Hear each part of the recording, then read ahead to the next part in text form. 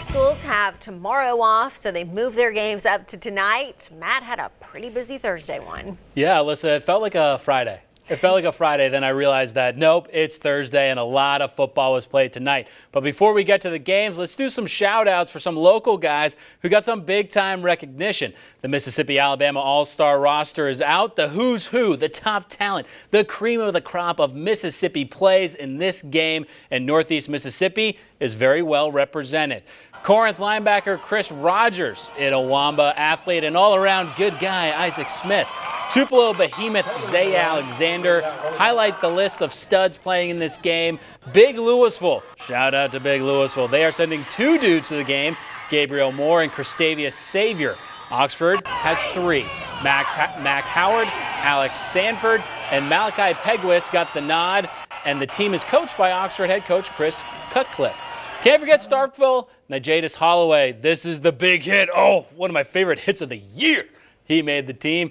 Even more local guys made the North team for the annual Bernard Blackwell North-South game. We'll have that roster on our website. Now let's get right into the games as we continue our journey of district play. The jostling for the playoffs continues. The ball.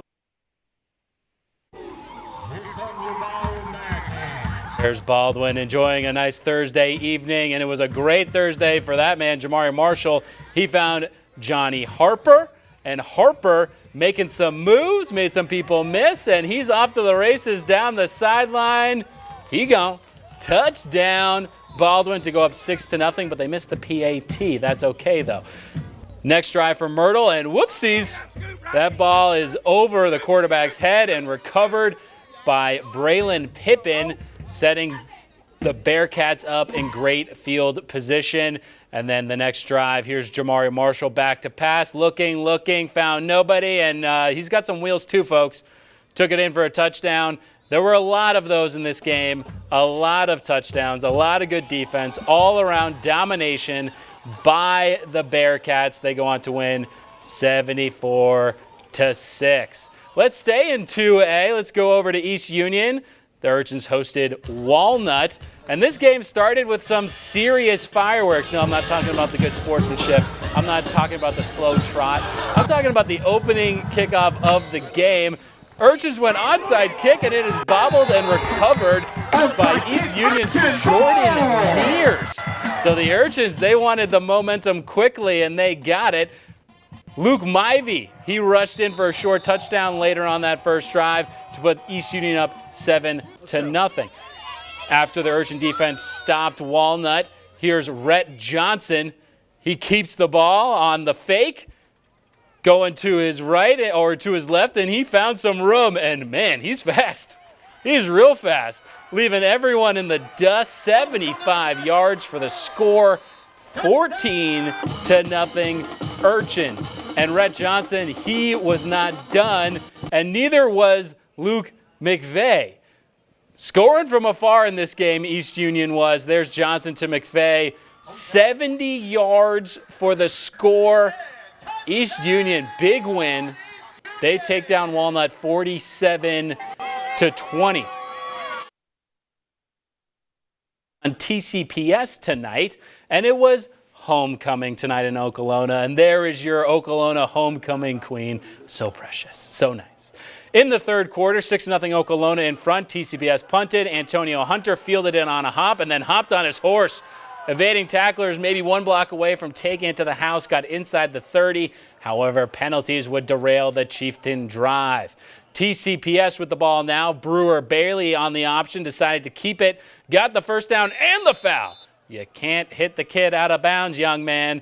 Eagles set up in the red zone after the penalty. Now Bailey back to pass, pressure in his face, and he found Jackson Aldridge, who made a leaping catch in the end zone to put the Eagles on top 7-6.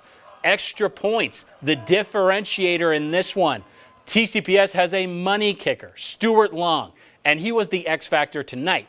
TCPS wins its second game of the year, 14-12. All three area JUCO teams were at home tonight. Could they make it 3 wins for the Northeast Mississippi crowd? To Fulton we go. ICC looking to get back to 500 on the year, hosting Holmes, and probably more importantly, 3-1 in conference play. A lot of bend don't break by the defense in the first quarter. Holmes on the other side of the 50. That was stuffed by Carson Green on third down. Holmes was forced to punt. After an ICC punt, Holmes with great field position and a nice pass breakup by Darian Hobbs, Holmes would settle for a field goal. And here's the big play in the first quarter. Oh, we love a block punt, and it was by a Northeast guy. Amory native Jarquez Ivy flew in to block the punt. It was recovered by ICC to give them great field position.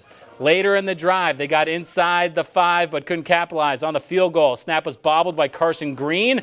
Tried to make a heads-up play, throw to the back of the end zone, and Caleb McCoy was like, that's assault, brother. No flag, no points for the Indians. Special teams played a big role in this one. 2 block kicks and a kick return for a touchdown. Last we checked, ICC was up 35-25. They went on to win 35-28. They are back home next week against Hines. All right, number 9 EMCC hosting Coahoma tonight. The Lions, they lost last week, so they had a little bit of an edge to them. Opening drive of the game, Eli Anderson faked everyone out and rushed in for the touchdown. The extra point was missed. Maybe start recruiting Stuart Long, Coach Buddy. 6-0 EMCC. Coahoma mounting a drive of their own, and they get into the end zone. That's Queston Skipper. Tie game at 6. Next EMCC drive. Anderson found Stacy Robinson on the crossing route, and he went all the way in. Tough game in Scuba tonight. The Lions hung on to win 24-16. They will take on Northeast and Boonville next week. Speaking of the Tigers, they got a big win tonight against East Central at home. They are back to 500 as well.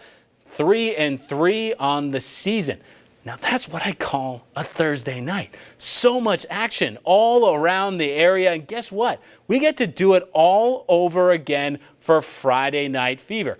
I'll be in Aberdeen for our game of the week when the Bulldogs take on the Nettleton Tigers. That is a big Monroe County showdown. Nettleton 5-1 on the year, Aberdeen 4-2. That is going to be an excellent game. I cannot wait. We'll have coverage that starts at 5 o'clock tomorrow. We've got Friday Night Fever Countdown at 6. Sammy Roebuck, Ethan Foster. Ethan Foster, he'll be at a huge game in the Golden Triangle. Tupelo, undefeated, taking on Starkville, who is coming off 2 straight losses. But before I get too ahead of myself, here is the Giant of the Week.